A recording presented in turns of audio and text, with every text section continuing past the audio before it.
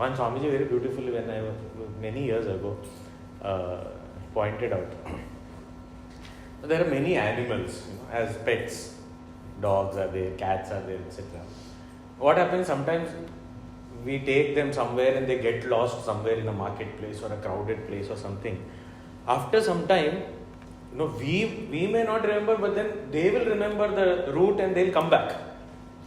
They'll find the way back, and if they have been living in a place for a long time, they have those instincts and they'll get back. But in this animal kingdom, there is one animal that doesn't happen. That is called a donkey. A donkey, it goes to usually the washerman and all is supposed to be using a donkey often, because they have to carry all the load to the river bank and then wash all the clothes and then again load it on the donkey and bring it back. So if that donkey somewhere is left behind and the washerman gets back, forgets, the donkey is standing there only. Because he doesn't know where to go, what to do. That is why we say, don't be a donkey. That is why it is said that, think, get back. You have strayed away too much. You have to get back to your root. Swabhavo dhyatma muchyate. Go back. But like a donkey. And then if I see some food, go eat there. Don't you have a master? Don't you have to return? Then what happens? The washerman has to go there and bring him back. Sometimes pull him, sometimes push him. Sometimes he takes his wife so that one can pull, one can push, and somehow bring back. But when the washerman goes and brings the donkey back, the donkey gets back home. But in our case, Guru comes, pulls us, pushes us, beats us sometimes if required, gives us incentives, describes so much, explains to us, and we are.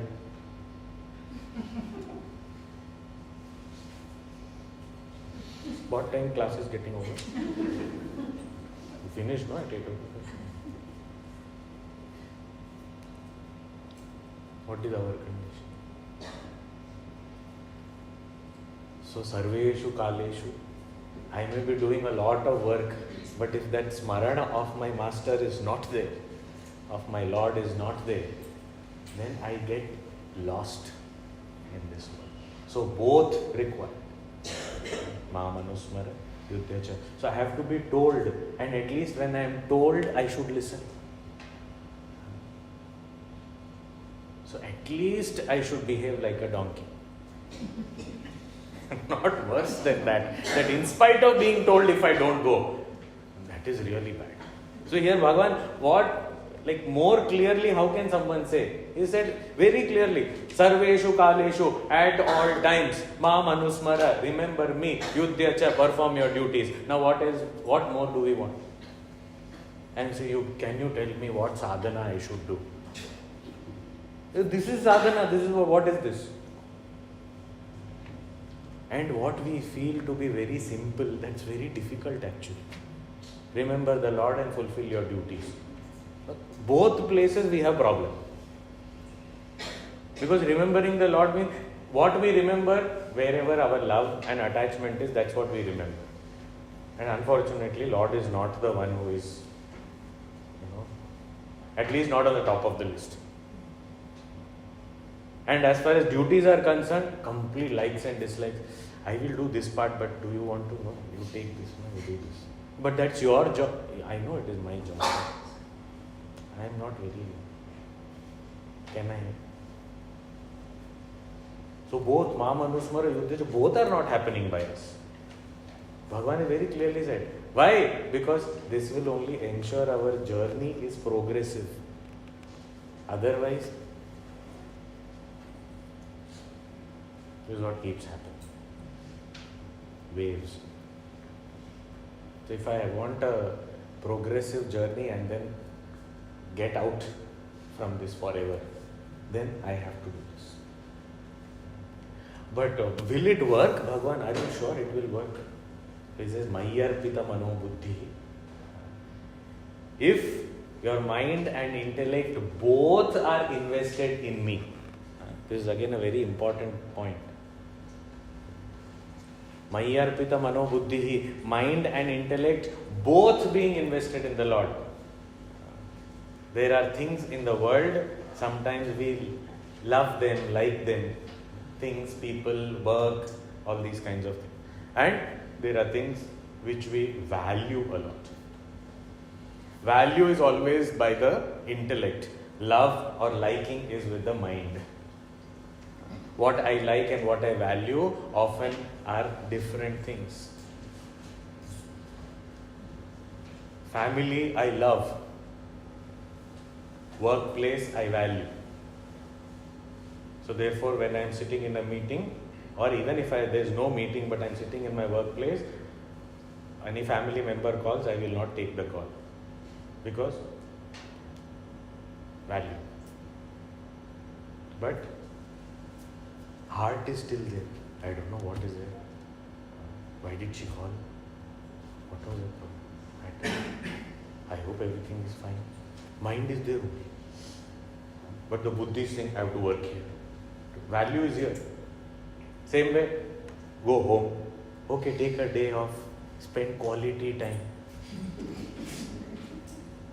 at home. How can I have to go for work? But then you only said that you're not getting enough time. Yeah, I am not getting what to do, but I don't have a choice.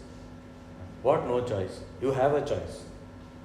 But then I am pulled apart. And therefore, when I am at home, I think about the workplace. When I am at the workplace, I am thinking about my family.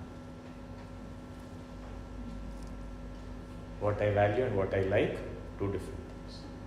But, what did he say? Mayyarpita mano buddhi. When these two come to one place. So what I like, I start valuing. And what I value, I start liking. And in that process, there may be a lot of things that I may have to drop, which is okay. But when these two get integrated, the mind and intellect integrate. What I like, I value. What I value, I like. Then what happens? Then I will succeed. Mayyarpita mano buddhi mam eva eshyasi. Asamshaya. There is no doubt. So here there is a reading difference. Asamshayaha or asamshayam. Both are correct. Mam eva eshyasi asamshayam, if it is there, it means that without a doubt, such a person will reach me or attain me. And if it is asamshayaha, means giving up all doubt, he or the seeker reaches me. So this success is ensured when my mind and intellect both work in the same direction. If I am pulled apart, there is no success. Because this pulls me this way, this pulls me this way. There is a chariot. If there are two horses yoked to the chariot, one horse goes one way, other goes other way, we cannot make any progress. But both move in the same direction, the chariot is pulled in the right direction. I reach my destination eventually. So, Mayyarpita mano buddhi, such a person. And how can I invest this mind and intellect? I love the Lord and I value the Lord. What I value, if I spend time with, I start liking and loving. What I like and love, if I get more knowledge about it, I will get value for it. This is the function. If I value something, I have to learn to spend time with what I value. Then what will happen? I will start loving it. If I love something, then I need to get more and more knowledge of it, which will make me value it. my intellect also gets invested. When both these come together, and the object of this mind and intellect is the Lord Himself, is this supreme consciousness, then no one can stop us from attaining this supreme goal of human life. Mam eva eshasi. Such a person will come to me alone, go nowhere else. Why? Because all the time thinking about me and acting, performing actions, offering it to me only. So in every way he is moving towards me, and that last thought also will be me only. To highlight this only, there are so many stories. For example, in Bhagavad, there is one character called Ajamil. He is one who does all possible sins, which we may not have heard of also, he has done. Many children, the youngest one called Narayan. Those days the names were given, they were Bhagwan's names. Nowadays it is something false, whatever sound you get, that is the name. You put one katori down. Tankana, your name is Tankana. Why? That is what the katori made. Now don't drop the katori again, because then it will be Tankana 1, Tankana 2. So now when the next child is born, drop a glass. There will be some other. Tadung, your name is Tadung. But those days they used to keep meaningful names which were Bhagwan's names. So then last, he was extremely attached to his little child, and then at the last moment of his life, as he was departing, he called out to his child, "Where is he, my child Narayana?" That name itself had the power that he got moksha. So we say, best, I will also name my child Narayana and be very attached to him. I think that will work. As though we can plan it. The point of the story is not that you name your child and do whatever sins you want to commit. Not that. The point of the story is, even without knowing, just calling out the name merely can purify someone and liberate that person. Then if this happens, tasmat sarveshu kaleshu mam anusmara yudhyacha, if we do this, whatever Bhagavan has said, then there is no doubt I am going to reach him only. Mam anusmara mayyarpita manobuddhi mam eva eshisi. Asamshaya. There is no doubt whatsoever. Acha. So Bhagavan, I am ready. So now how should I go about? Give me one scheme.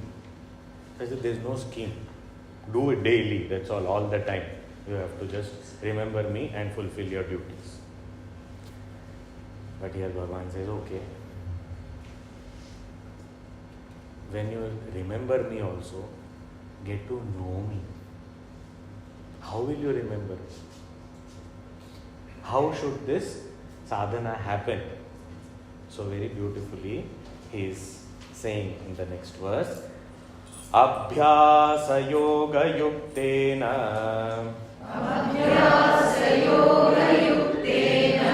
Cetasa nanya-gamina Paramam Purusham Divyam Yati Parthanu Chintayan.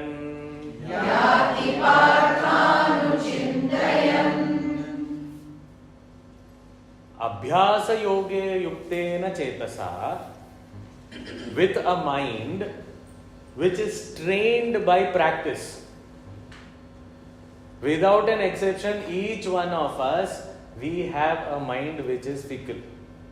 By nature, our mind is like that only. It is not stable. It is not steady. It is jumping from here to there, because that's how our mind has lived so far. So to bring it to one place and making it quiet needs practice. Abhyasa Yoga. What is this Abhyasa Yoga? Earlier also it was said Abhyasa. In 6th chapter it was said Abhyasena tumanteya vairagyena cha grihyate. It was said it is very difficult to control the mind, but with practice it is possible. What kind of practice? In the 6th chapter only it was said. What practice means what? As many times the mind wanders, so many times bring it back. With all patience. I have to again and again bring it back. Gone, again bring. Gone, again bring. As many times it goes, so many times bring. This is called Abhyasa. I should not give up. The mind should give up. What happens in my practice? I give up. What is this? How many times I have to bring it back? No, I am tired now. Go wherever you want to go. So the mind says, thank you. It continues. But if I keep on bringing it back with patience, no problem, come, sit down. No problem, come, sit down. After some time, the mind should get tired and give up. This fellow useless. What is this? Every time he's bringing me back. No, I don't want to go only anywhere. Like that, mind should think and get tired of us. Abhyasa Yoga Yuktena Chetasa. Such a mind. Na Anyagamina, then it stops going anywhere else.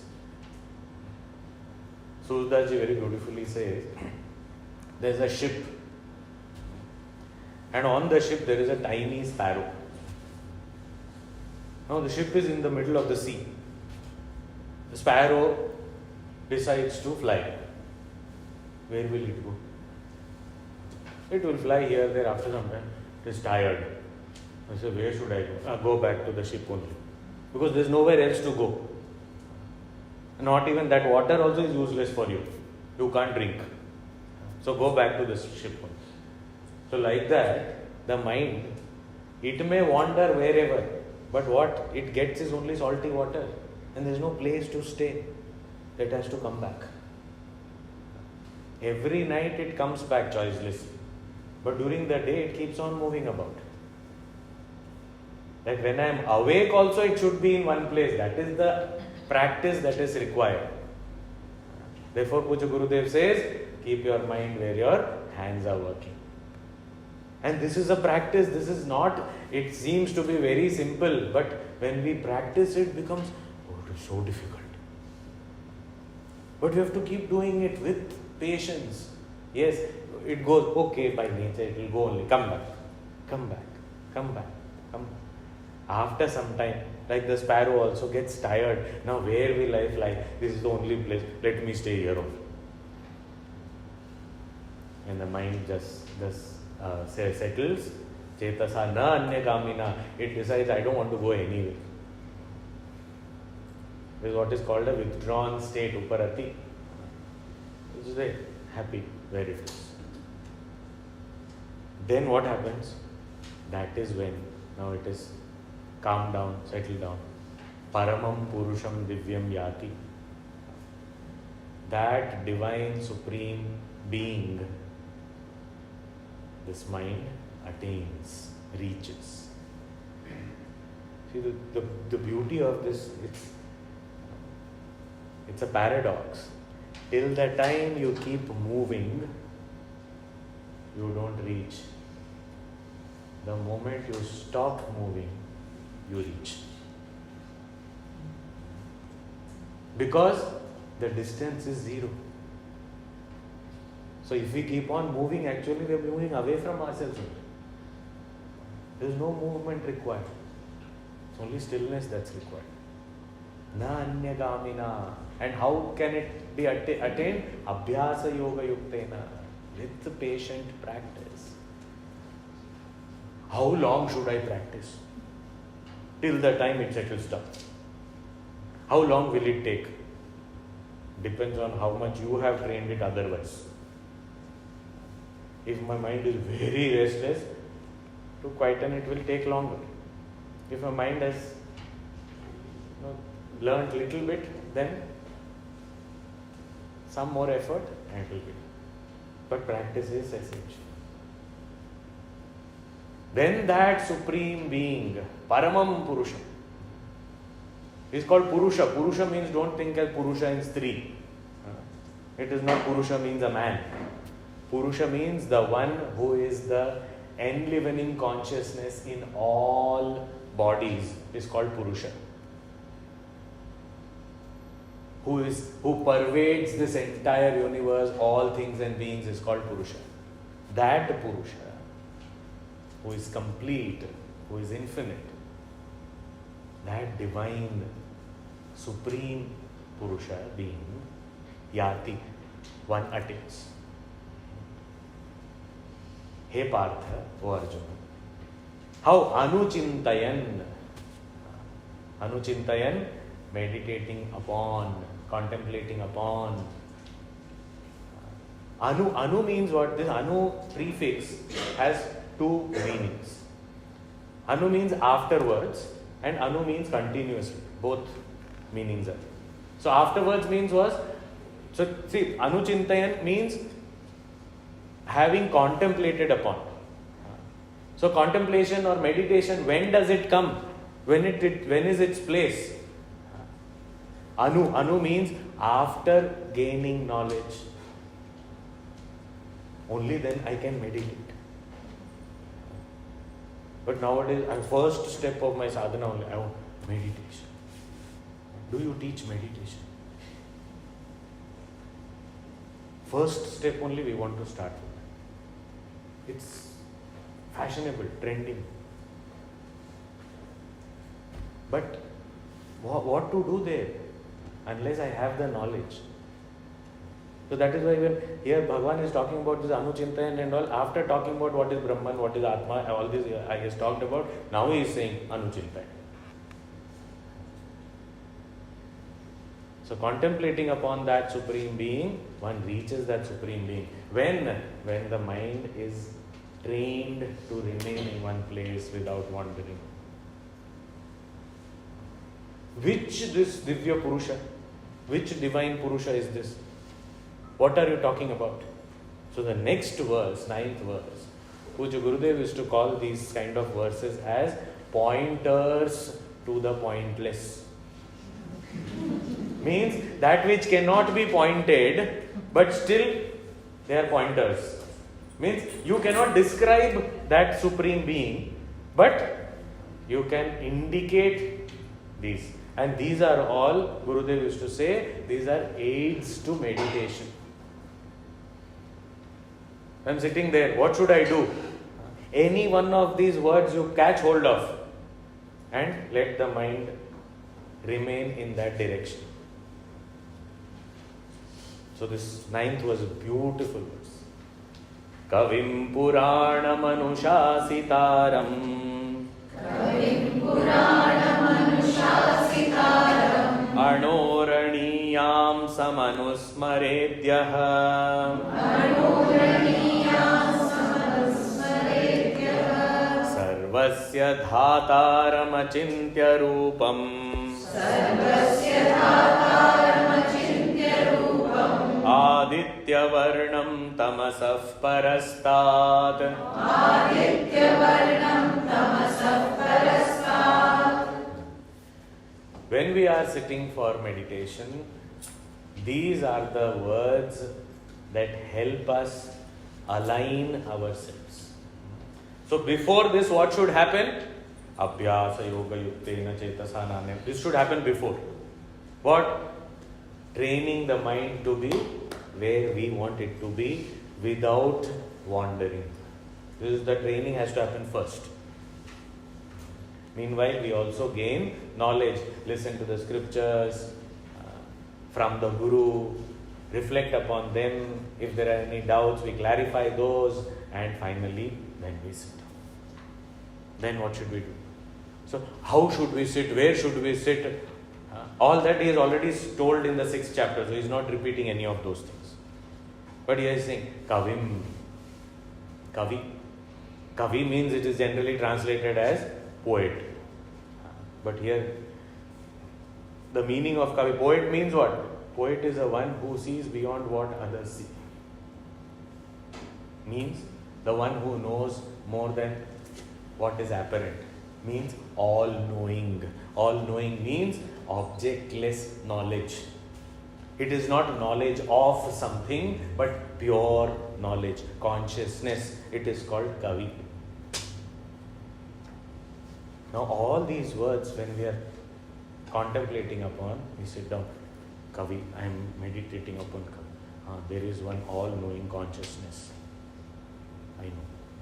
No, that consciousness is me. That is why Brahma, Adhyatma, Swabhava. So I am that.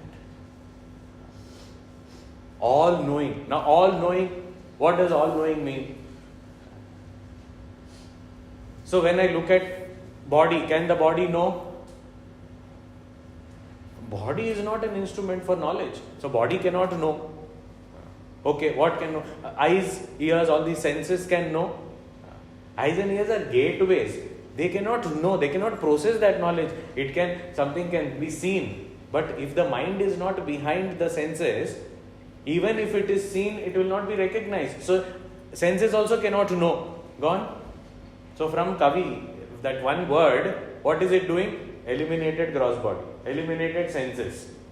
Okay, mind. Can the mind know? Yeah, mind knows. Mind, intellect. The mind, intellect knows. Yeah, it knows. It knows everything. Can it know that which is not apparent also?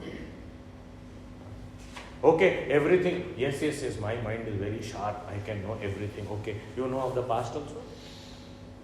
Future also? With respect to time, space, no limitations in your knowledge. And also, if I know a few things, that is not what is talked about. That knowledge is taking place because of what?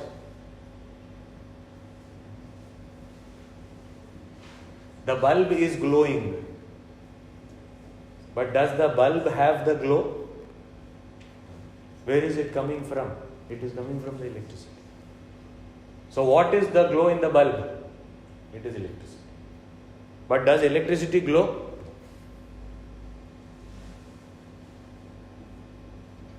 So Kavi, gross body gone, senses gone, mind, intellect gone. What remains?